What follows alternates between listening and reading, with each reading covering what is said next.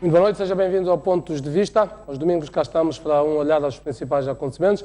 Uma semana em que a Renamo intensificou os seus ataques em vários pontos do país, estendendo o conflito então para a frente norte, no Niassa, e para a frente sul, na província de Inhambane, nomeadamente em Funhalor. Este vai ser então o assunto principal deste programa. Para já, os temas dos nossos comentadores. Boa noite ao Fernando, boa noite ao Salomão. Começo hoje pelo Salomão. Escolheu como tema da semana o acompanhamento internacional sobre direitos humanos e a disponibilidade da Comissão Mista então de acolher o painel que foi proposto pelo Parlamento Juvenil. Boa noite. De facto, esta semana tiveram lugar dois acontecimentos de grande vulto em termos de cidadania.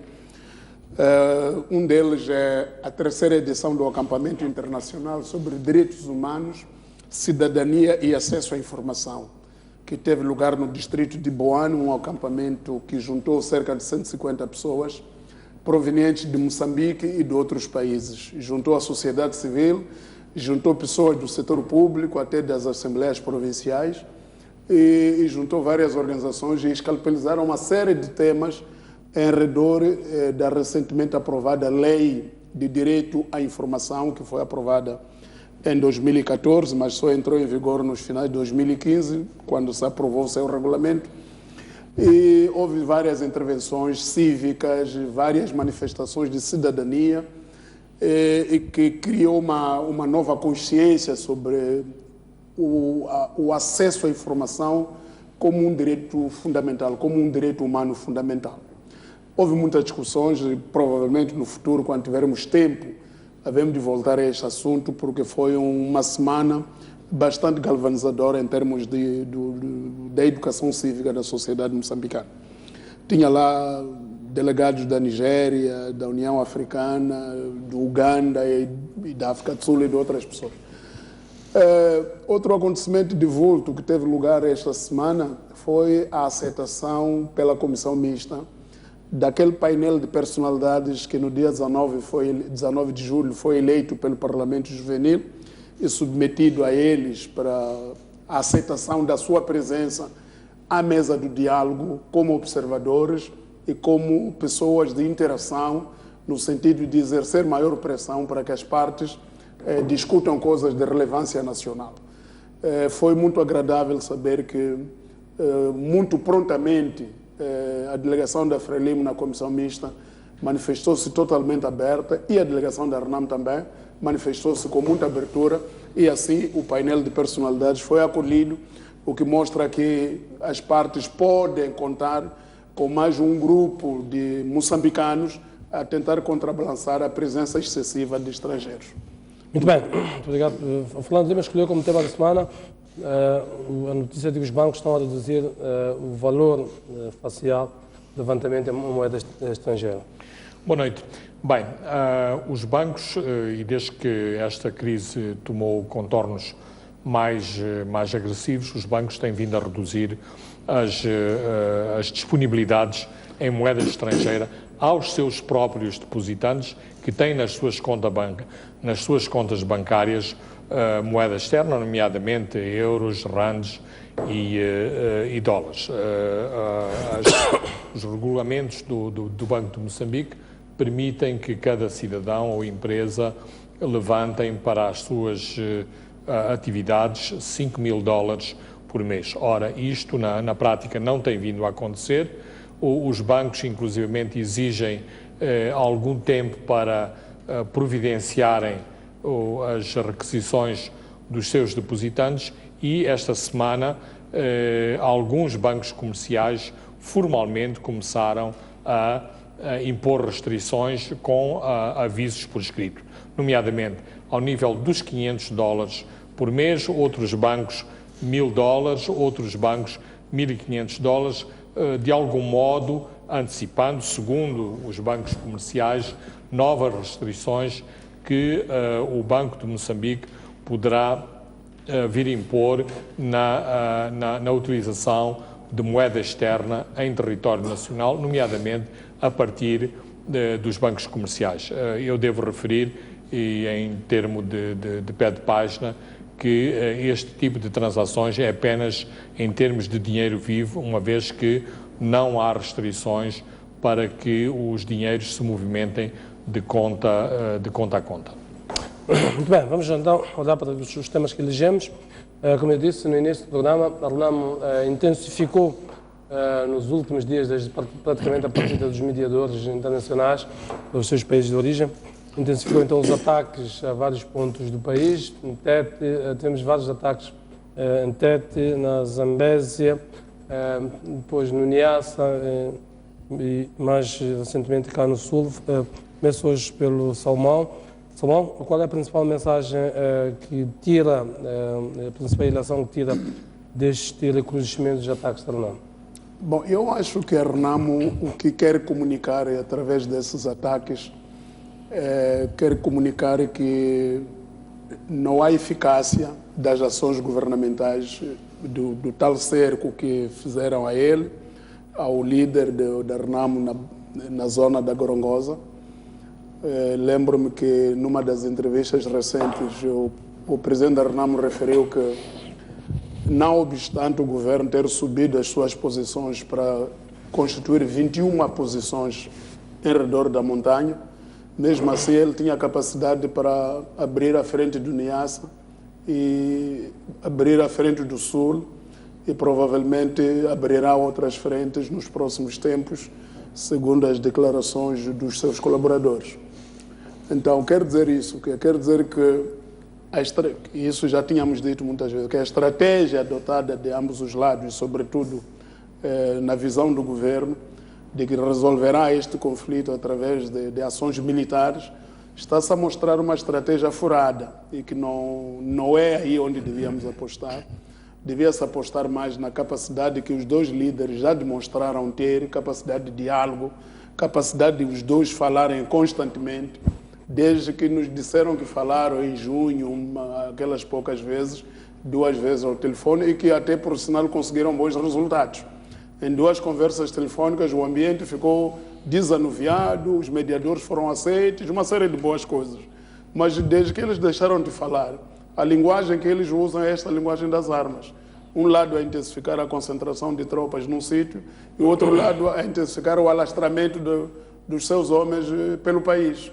Então, eu penso que há um desentendimento, há uma falta do mesmo código de comunicação entre essas duas partes envolvidas neste conflito.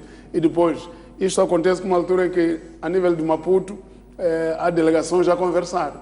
Portanto, mais uma vez, a estratégia de começar por discutir outros pontos sem ter um prévio acordo em relação ao cessar-fogo está-se a mostrar que foi uma estratégia não correta, até errada, para os objetivos da paz em Moçambique. E eu penso que está a faltar qualquer coisa em termos da sabedoria do Presidente da República e do Presidente da RENAMO para rapidamente encontrar uma solução ao mais alto nível. Penso que a tarefa do Presidente da República, neste momento, a tarefa mais importante é resolver a questão da guerra, é encontrar caminhos da paz. E ele próprio já disse muitas vezes que não descansaria sem encontrar a paz. Mas não descansar sem encontrar a paz não é deixar as coisas tomarem todo o país para depois concordarmos com as coisas. E também o presidente da RENAMO está engajado em encontrar a paz, deve demonstrar com atos concretos de que ele quer a paz. Aqui, a última desinteligência entre as duas partes foi que os mediadores falaram com o presidente da República e depois falaram com o presidente da RENAMO para o cessar-fogo.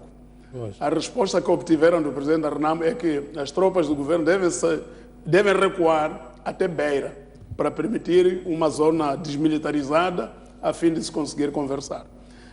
Aparentemente, do ponto de vista do governo, isso é inaceitável. Quer dizer, isso seria rendição. Agora, uma vez dito isso, então encontre meio termo, então. Se não sai até Beira, sai até onde? Então, é isso que os dois líderes constantemente devem discutir até encontrar uma solução. Não é discutir agora, depois ficar 2 meses, depois queremos a paz, depois passam a vida a comunicar-se através dos meios de comunicação social, através daquilo que falam nos comícios, que falam nas entrevistas, é assim que eles se comunicam. Mas eles diretamente, pessoalmente, estão a ter uma grande incapacidade de diálogo. Quer dizer que o diálogo pode fluir a nível inferior, se não flui a nível superior, é como se não houvesse diálogo nenhum. Muito bem, vamos daqui a pouco analisar a entrevista de Afonso da Cama esta sexta-feira da STV. Fernando, também queria ouvir a tua opinião, como é que classificas esta ofensiva da RENAM abrindo novas frentes norte e sul do país? Bem, em primeiro lugar, em termos factuais, isto corresponde à paralisação do diálogo na Comissão Mista, ou seja, não há diálogo, o diálogo é substituído pelo troar das armas. Num passado não muito distante, Afonso da Cama disse que o meu irmão Guebuza só fala comigo quando sento o som das armas. E, portanto, é um pouco esta a estratégia da RENAM. Por outro lado, e como disse o Salomão, isto também, a RENAM pretende demonstrar que o facto de haver esta concentração de forças governamentais em torno da Gorongosa, a RENAM tem a capacidade de se desmultiplicar em várias frentes e que, por outro lado, as forças de defesa e segurança têm dificuldades em dar uma resposta adequada a este tipo de ataques. E também, do ponto de vista estritamente político, devemos notar esta semana, e de forma mais clara, que, quanto a mim, a RENAM aumentou a sua fasquia de exigências em relação ao primeiro ponto. Já não se trata apenas de discutir governadores e se os governadores das 6 províncias podem vir da RENAM ou indicados da RENAM.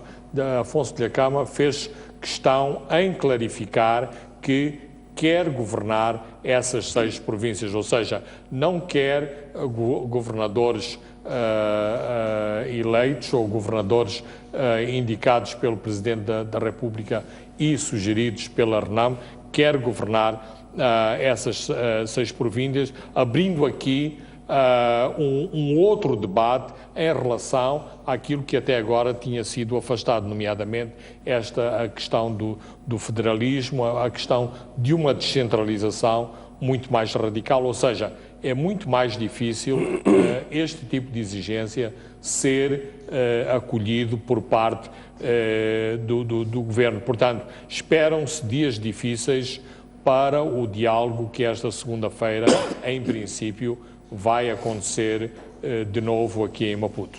Fernando, Afonso da Cama deu uma entrevista na última sexta-feira da STV. Essencialmente, ele diz que esta ofensiva visa pressionar as forças de defesa e segurança que o estão a cercar para saírem daquele perímetro da Serra da Gorongosa e que os mediadores pensavam que digamos, seria uma solução rápida, portanto, era só chegar e resolver o assunto. E diz, sobretudo, que não fala com Filipe Nunes há muito tempo. Num clima, num ambiente de enorme expectativa que se tinha criado com as chegadas dos mediadores, o que é que entende destas linhas gerais que disse Afonso da Cama? Bem, uma das questões que a RENAM argumenta é de que, eventualmente, os mediadores foram convencidos pela parte governamental que chegariam a Maputo. Isto criaria um efeito mediático muito importante e que isto constituiria, em última análise, um elemento de pressão sobre Afonso da Cama para que ele saísse da Gorongosa e viesse rapidamente assinar aquilo que se tinha que assinar. Aliás, aquilo que aconteceu foi que os mediadores tiveram que ser confrontados com uma realidade muito mais difícil, com assuntos que não estavam devidamente escalpelizados, nomeadamente em relação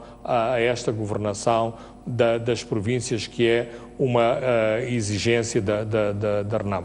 Daí que Rafaeli tenha começado a tentar tratar este assunto do cessar-fogo, uma tentativa de cessar-fogo, e eventualmente pode ser isto, ou pode ser por aqui, que vão começar agora as conversações nesta próxima semana. Ou seja, o estabelecimento de uma trégua provisória que permita, com o argumento de que uma trégua provisória entre as partes poderia possibilitar um maior acesso à Gorongosa por parte dos mediadores e, de algum modo, criando-se alguma confiança, não só entre as partes, mas também transmitindo uma mensagem de esperança para os moçambicanos e também um bocadinho à semelhança, se estamos recordados, daquilo que foi feito nas conversações de Roma, quando se criaram os primeiros corredores desmilitarizados, nomeadamente ao longo de determinadas vias férreas. Portanto, é um pouco esta a estratégia que está desenhada, ou seja, deixar-se um pouco de lado a questão das províncias e da governação das províncias, mas discutir-se para já uma trégua provisória.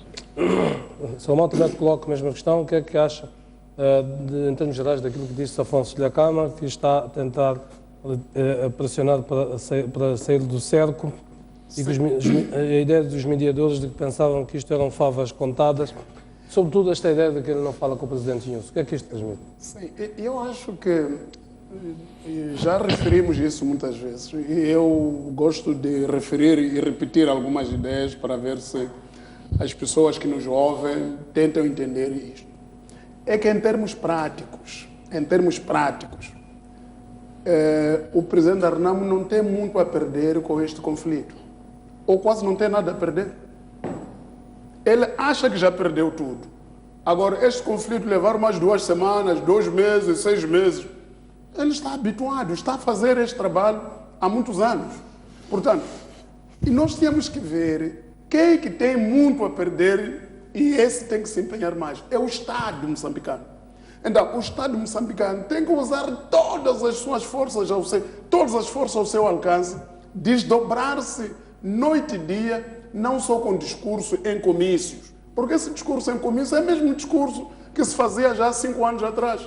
Em 2013 dizia-se, apelamos à consciência, apelamos que o líder da Renamo ponha a mão na consciência. Isso toda a gente diz, mas não é isso que resolve os problemas. Agora, eu penso que nós temos que partir dessa coisa, do ponto de vista da Renamo e, sobretudo, do ponto de vista do líder da Renamo, o prolongamento do tempo de combates, etc., não lhe faz diferença. Agora, faz diferença a quem? Faz diferença aos camionistas, faz diferença à economia nacional, faz diferença ao Estado moçambicano, que está paralisado, faz diferença à continuidade da administração pública, que está mais ou menos em ruptura. Quando um administrador do distrito atende chamada a partir de parte incerta e diz, estamos aqui, não morremos, quer dizer, é um problema sério. Quer dizer, não está na administração, não está na residência oficial, está no mato. A partir do mato é quando atende a chamada para dar explicação. Quer dizer, o Estado moçambicano está-se a desestruturar. E nós temos que parar com a desestruturação do Estado. Através da nossa inteligência, de encontrar fórmulas. Há muitas fórmulas. Esta ideia de que os dois líderes, afinal, não estão a falar há bastante tempo. Exatamente. O que é que isto transmite? Transmite que o empenho dos dois não é ainda suficiente. Devem se empenhar mais. E já tinham começado a conversar. E quando conversaram, encontraram boas soluções. Qual é o problema de continuar a conversar a nível deles, todos os dias, até se convencer? Até podem combinar um encontro relâmpago num determinado ponto deste país, onde os dois vão desbloquear as coisas e depois vão deixar as suas comissões mistas continuarem a conversar. Não sei se lembram que para o Acordo Geral de Paz, em agosto de 1992, houve um encontro decisivo em Gaborone, em que o presidente da Renamo foi convidado para se encontrar com Ket Matsiri e com Robert Mugabe. E a partir daí, o Robert Mugabe, aliás, foi em julho, porque de agosto já foi em Roma, já com o presidente Chissano. Em julho encontraram-se em Gaborone. No dia 19 de julho, o presidente Mugabe encontrou-se com o presidente Chissano para lhe dar o briefing daquilo que tinha conversado com o Dhlakama. E a partir daí, as coisas começaram a rolar. E depois, em agosto, encontraram-se em Roma o presidente Chissano com o presidente da Renamo, e as coisas começaram a ganhar outra feição.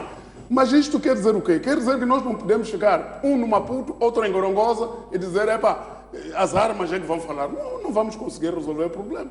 Acho que o empenho dos dois é fundamental. Mas, sobretudo, é preciso termos em conta que do lado da RENAM não há muita coisa a perder quando a guerra continua por muito tempo. Mas do lado do governo, do lado do Estado, do lado da economia, do lado da sociedade, há muitas coisas que se estragam todos os dias. O país está a afundar, o país está a ficar bloqueado economicamente. E nós não podemos continuar a assistir a dizer, apelamos à consciência. Não se apela à consciência, vamos trabalhar. Não podemos continuar a apelar. Estamos a ver o nosso país afundar todos os dias. Agora o Lima acaba de dizer que os bancos comerciais só levantam $500 se queres levantar moeda estrangeira. É possível você viver com $500? Quer dizer, então qual é a importância de ter dinheiro em dólares se não pode usar? Quer dizer, só pode levantar $500 por mês. É país isso. Então estamos a começar a ficar um país atípico, mas parece que ainda não entendemos todos a necessidade de sairmos todos e tentarmos encontrar uma solução. E o Presidente da República, eu insto ao Presidente da República para que se desdobre e que use todas as forças ao seu alcance e use todos os outros moçambicanos para lhe ajudar a encontrar uma solução.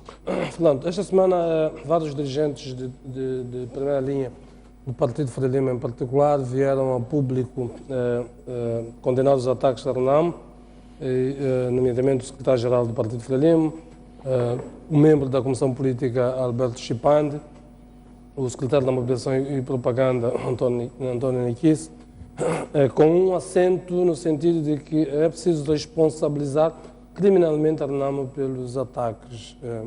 O teu comentário sobre esta perspectiva? Bem, eu penso que isto é um prolongamento de uma estratégia que há muito vem sendo seguido, nomeadamente no Parlamento moçambicano, em que sistematicamente os deputados da Frelimo pedem a ilegalização da RENAM e a criminalização de Afonso da Cama em relação aos ataques que vêm sido cometidos. Eu penso que isto corresponde a uma estratégia de propaganda e acreditando que os órgãos de comunicação social jogam e têm um grande impacto sobre a população moçambicana, no sentido de mostrar que apenas um lado é culpado desta situação em que vivemos e, portanto, de algum modo pretendendo responsabilizar a RENAM por tudo o que de errado tem acontecido ou está a acontecer em Moçambique e, por outro lado, de algum modo afastando o debate sobre outras questões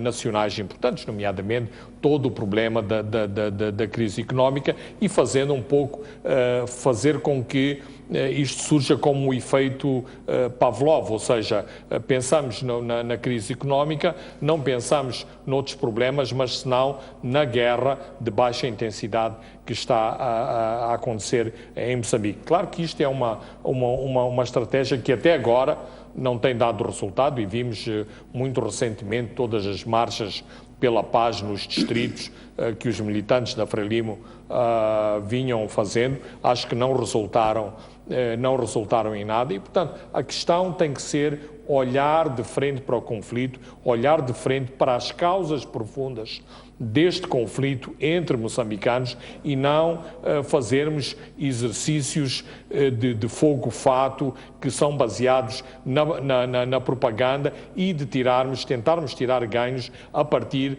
de ações de propaganda, não de ações concretas, como diz o Salomão, em que, por exemplo, os dois líderes estrategizam um plano muito concreto e objetivo para que, de facto, as armas se calem. Salomão, esta estratégia do Partido Frelimo, como é que não é nova. avalia? Esta estratégia, a única avaliação é que é ineficaz. Essa estratégia é totalmente ineficaz. Porque eu pergunto o seguinte, estão a apelar à responsabilização criminal da RENAM. E por que não se responsabiliza criminalmente? Desde o tempo que começaram a apelar. Estão a apelar à ilegalização. Quem é que deve legalizar? Quem deve legalizar é o governo da Frelimo. Quer dizer, é o governo do Estado moçambicano, que está neste momento no poder. Porque nomeia o Procurador-Geral da República é o Presidente da República. Quem nomeia as magistraturas todas ao mais alto nível é o Presidente da República, que é ao mesmo tempo o Presidente do partido no poder. Agora, este discurso, não sei para quem, porque quer dizer, eu sair, por exemplo, da minha casa ir dizer lá fora que, os meus filhos têm que ser bem educados. Mas estou a dizer a quem? Se eu é que tenho a responsabilidade de o fazer lá em casa. Quer dizer, as coisas não podem ser assim. Se eu achar que é oportuno, estão reunidas as condições objetivas e subjetivas para a ilegalização de uma determinada organização política, eu aciono os mecanismos disponíveis na lei processual penal e nas outras leis disponíveis neste país e faço andar a competente ação.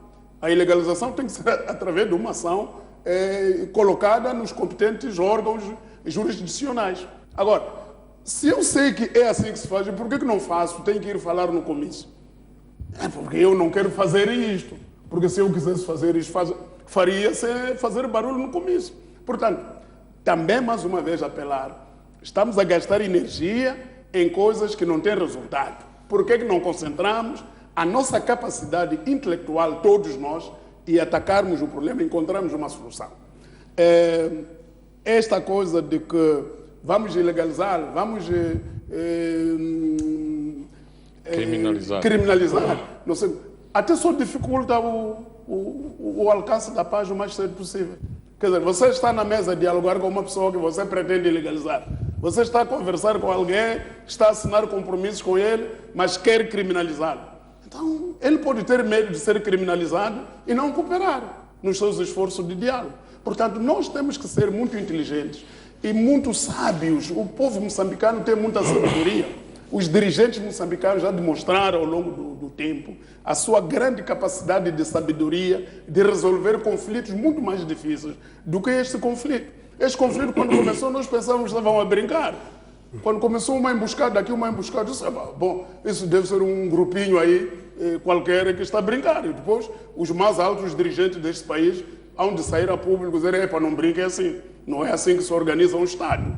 Agora, afinal, a brincadeira é brincadeira, fomos chegando onde chegamos. Estamos a chegar no fundo do poço. Então, eu penso que temos que acordar todos e colocar a mão na nossa consciência todos e ver o que cada um no dia a dia está a fazer para resolver este problema. E, em particular, o que o Presidente da República e o Presidente da RENAMO podem fazer, o papel ainda maior que eles podem julgar para resolver o problema deste país. E que a solução deste problema não é benéfico apenas para um e outro, é benéfico para todos nós.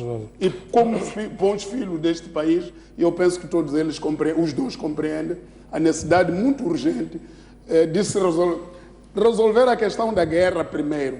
Nem que seja uma trégua, como estava a dizer o Fernando Lima, uma trégua por um tempo, nem que combine, vamos parar por 2 meses ou por 1 mês, para dar espaço, oportunidade ao diálogo político, para que haja movimentação de políticos de um lado para o outro para se encontrar e melhorar as suas posições, para que os próprios mediadores possam apanhar um avião a Gorongosa e resolver os problemas, conversar pessoalmente e conseguir desta maneira persuadir o líder a entender determinadas coisas que se calhar através de telefonemas não pode entender corretamente. Portanto, penso que falta-nos aqui uma coisa que não sei onde é que podemos ir buscá-la, mas...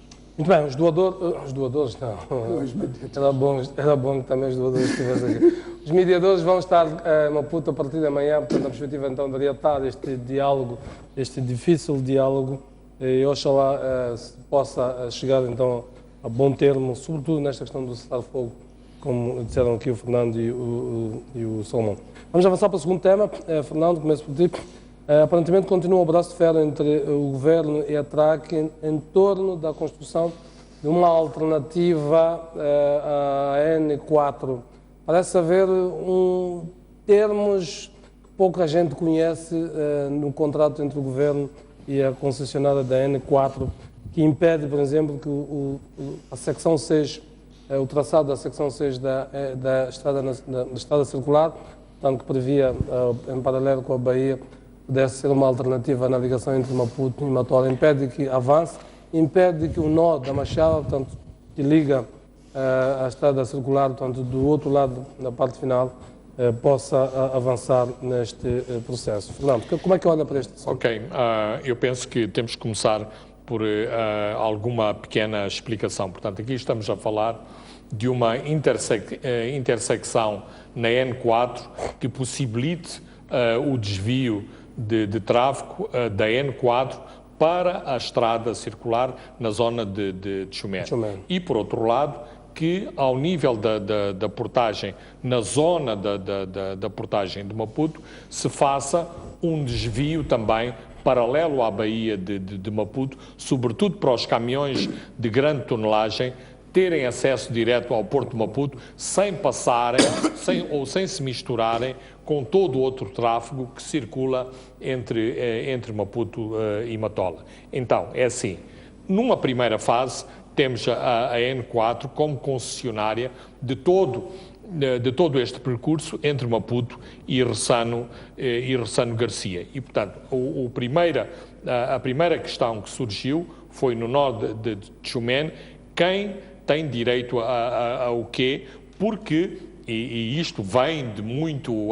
Já o Carlos Cardoso andava a discutir a questão da portagem antes da Matola, portanto, o bife, o filé mignon destas portagens não está na Moamba, está naquela portagem do Infulene. E, portanto, quando a TRAC, que é a concessionária da N4, vê a diminuição do tráfego para esta portagem por desvio em Tchumene, invoca legalmente os seus direitos sobre este trajeto. Em relação ao segmento 6 da grande circular, a questão é se o desvio é antes ou depois da portagem. Se for depois da portagem, é pacífico, porque os caminhões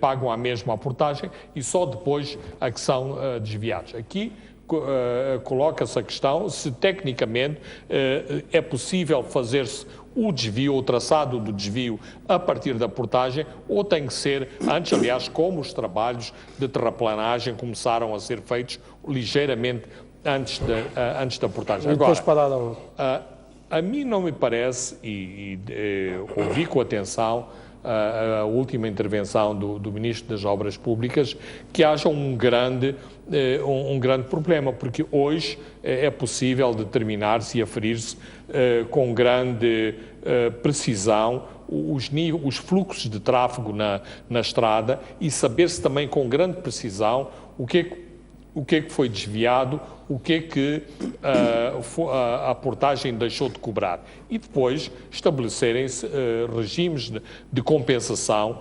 para as duas partes, ou seja, para o Governo ou para a Maputo Sul, que aparentemente é a concessionária ou vai ser a concessionária das estradas portajadas ou da estrada portajada que corresponde à circular e da outra estrada portajada que é a N4. Portanto, eventualmente está-se aqui a criar uma tempestade num copo d'água quando tecnicamente é possível e com muita precisão determinar-se as perdas de tráfego e indemnizar-se uma parte, aliás, o indemnizar não é o termo correto, compensar materialmente a outra parte pelo tráfego perdido, uma vez que também do outro lado vai haver portagens ao nível da grande circular de Maputo. Até indo na mesma explicação do Lima, eu penso que o problema da secção 6, que é uma estrada que mais ou menos vai da Bahia, da ponte de Catembe, Maputo-Catembe, para Machava, para a zona da Machava, também vai ter portagem. E isso até pode ser um empreendimento conjunto entre a TRAC e Maputo Sul. Podem fazer juntos. Pode haver uma adenda ao contrato da TRAC, no sentido de também entrar nos esforços da construção dessa estrada. Querendo. E não querendo, pode-se estudar mecanismo de compensação. Mas, de toda maneira, a questão de fundo que eu vejo é que era bom nós termos acesso ao contrato que o governo assinou com a TRAC. Porque parece um contrato que tem uma cláusula de algum monopólio. Porque se eu combino consigo que fica com este terreno daqui para ali, E se eu quero utilizar outro terreno à parte, você diz não, quer dizer que eu no contrato ou não acautelei a possibilidade de eu vir a querer desenvolver as minhas infraestruturas de outra maneira, ou aceitei ficar amarrado a não fazer nada, mesmo com o avolumar do tráfego.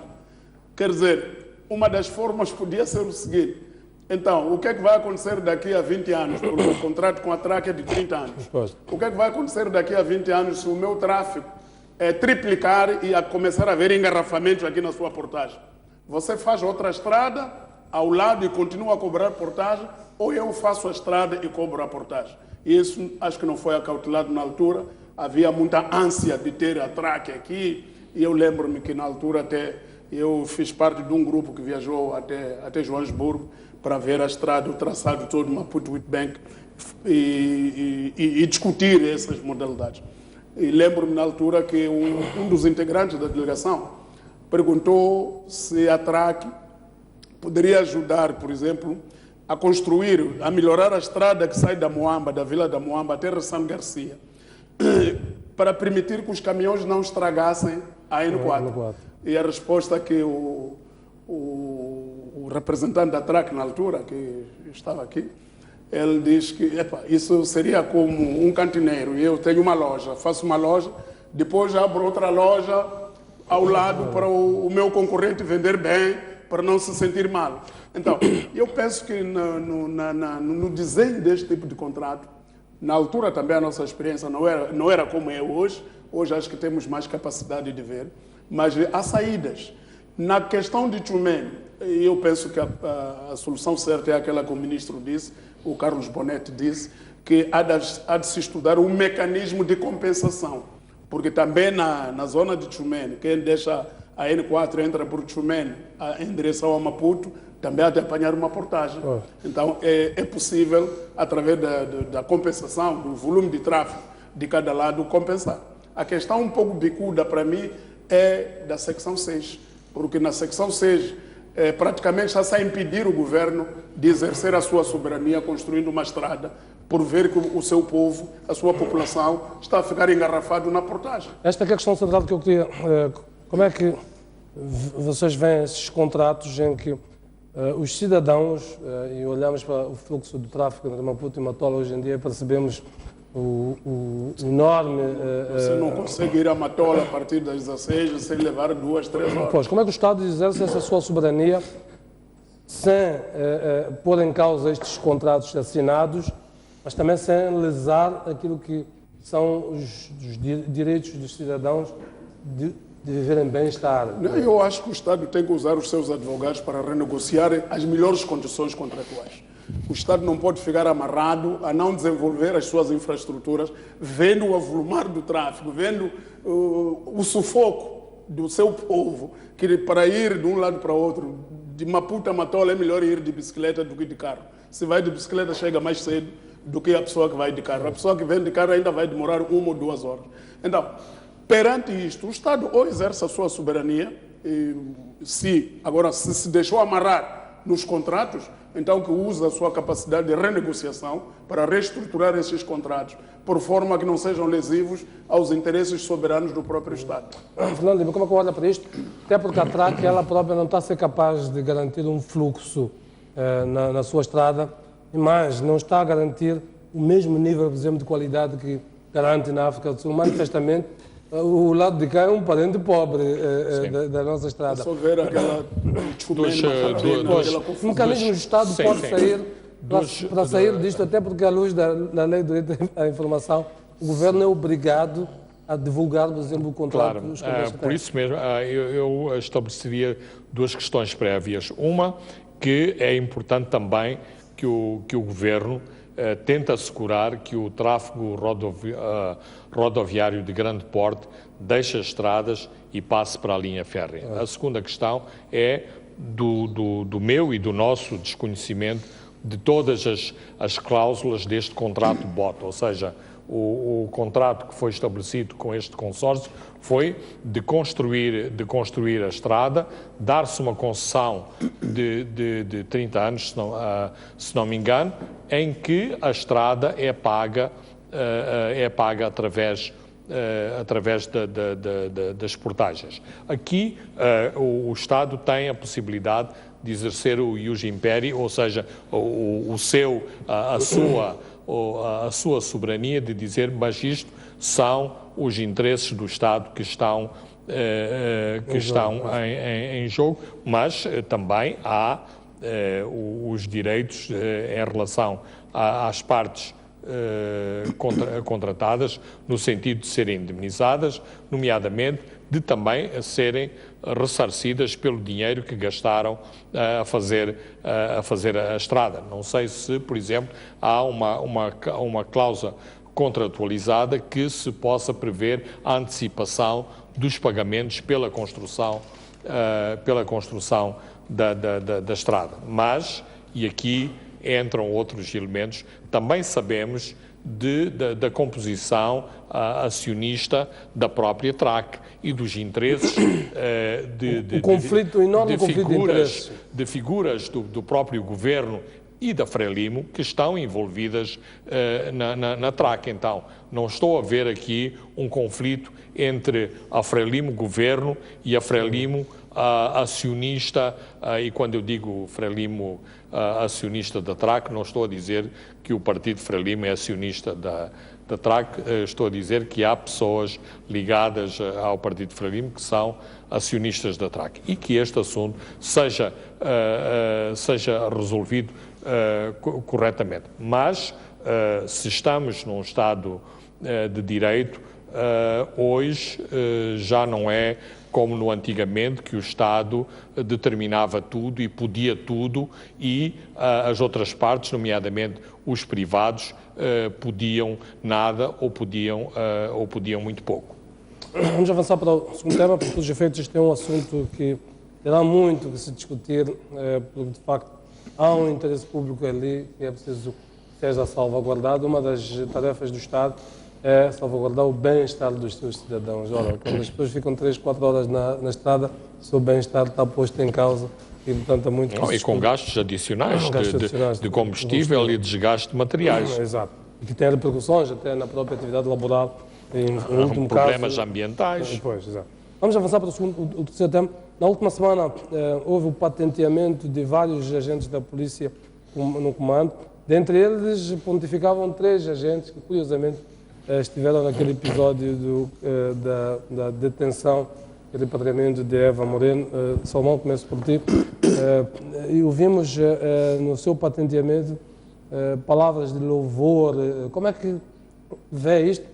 Tendo havido um inquérito da Procuradoria e manifestamente no final veio dizer que a polícia se tinha portado mal ao desrespeitar uma ordem da Procuradoria. Mas essa agente da polícia, no próprio dia, no aeroporto, tinha sido muito claro que eu cumpro ordens, estou a implementar ordens, ordens dos meus superiores hierárquicos. E tudo aquilo que ele fez só conseguiu fazer porque tinha um backup, tinha um apoio institucional dos seus superiores. O que é mau, porque isto indicia uma espécie de insubordinação à lei, de insubordinação às instituições legalmente instituídas, ao ponto de empurrar uma magistrada do Ministério Público que estava no exercício das suas funções e que, quando uma magistrada ou um magistrado do Ministério Público está no exercício das suas funções, deve ser obedecido pela polícia, porque a polícia recebe instruções legais. Agora, quando uma pessoa da polícia alega apenas que tem instruções superiores do seu comandante e nesse dá tempo de consultar ao comandante se pode interromper a instrução recebida em virtude de ter surgido uma interpelação do Ministério Público, quando isto não acontece, ficamos um pouco a pensar que, afinal de contas, a verdadeira construção do Estado de Direito em Moçambique ainda é uma ideia. Ainda nem sequer começamos a lançar os primeiros alicerces para caminharmos para lá. Porque tem que começar com este tipo de atos, que é o acatamento das normas legais, em primeiro lugar, antes de acatamento de orientações.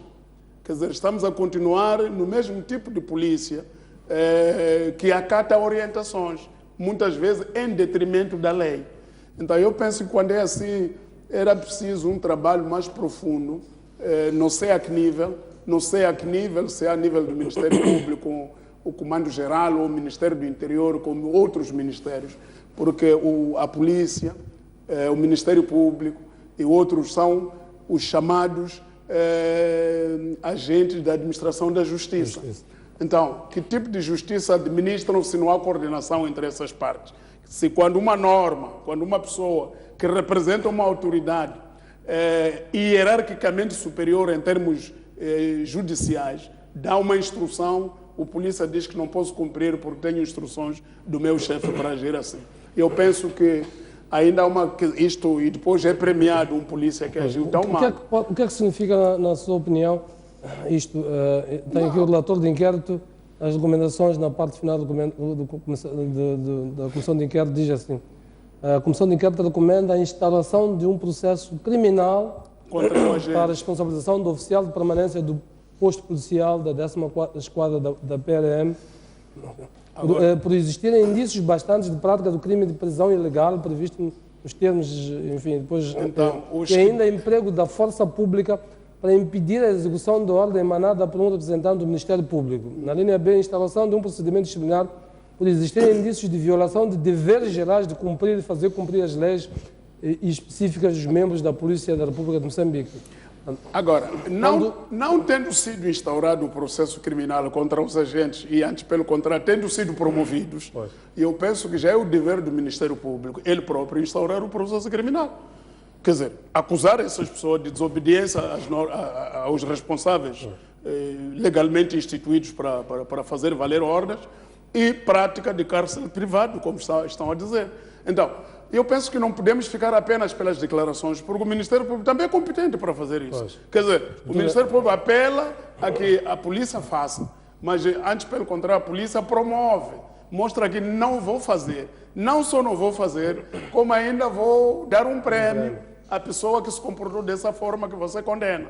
Então, sendo assim, e sendo o Ministério Público o verdadeiro dono da ação penal, eu penso que compete a ele, o Ministério Público, nesta altura, processar, em primeiro lugar, o responsável que promoveu esse tipo de conduta, primeiro que desobedeceu a instrução que vem nesse relatório, e segundo, ainda aproxima, cometeu a proeza de elevar o elemento que deve ser punido a uma categoria de um herói. Então eu penso que o Ministério Público não pode ficar indiferente. Fernando, como é que olha para isto? Numa altura em que estamos a tentar edificar este edifício da administração da justiça, este confronto institucional, e já tem muitos episódios de resto. Como estou interessado que cheguemos até às eleições municipais sul-africanas, eu vou ser telegráfico. Eu acho que isto é mais um episódio lamentável nesta guerrilha institucional entre Procuradoria e polícia. Não é o primeiro, nem vai ser o último. E, infelizmente, a Procuradoria tem sido sempre a parte mais fraca nesta confrontação. Isto não se verifica apenas com os procuradores, verifica-se em outras instâncias, nomeadamente as humilhações que, por exemplo, os advogados sofrem quando se deslocam às esquadras, exatamente na persecução de interesses e de bens protegidos pelo Estado de Direito e precisamente são humilhados pela polícia. Quando os tribunais emanam determinadas ordens e a polícia diz que não cumpre as ordens dos tribunais. Quando a polícia, em última análise, faz propaganda ao denegrir tribunais e procuradoria, a tentar dizer que a polícia faz o seu trabalho, mas que depois este seu trabalho é contrariado por tribunais e por procuradores que soltam as pessoas em regime de detenção quando também nós sabemos que a detenção deve ser uma situação extrema, ou seja, a privação de liberdade, e não uma prática comum, mas, em última análise, a polícia tenta fazer coro com esta expectativa popular, que é, quando uma pessoa comete uma determinada infração, a primeira punição é pô-lo na prisão. Muito bem, vamos terminar por aqui. Tínhamos ainda o tema das eleições sul-africanas, mas certamente vamos ter a oportunidade de ver os resultados. Estamos mesmo muito em cima do legislador, está-me a dar este sinal, mas na próxima semana vamos olhar para os resultados já na sua plenitude para comentarmos com outra autoridade. Quero agradecer a vossa presença aqui, os nossos telespectadores, também que nos acompanham. A próxima semana voltamos a encontrar então este espaço em termos de pontos de vista. Boa noite, uma boa semana de trabalho a todos.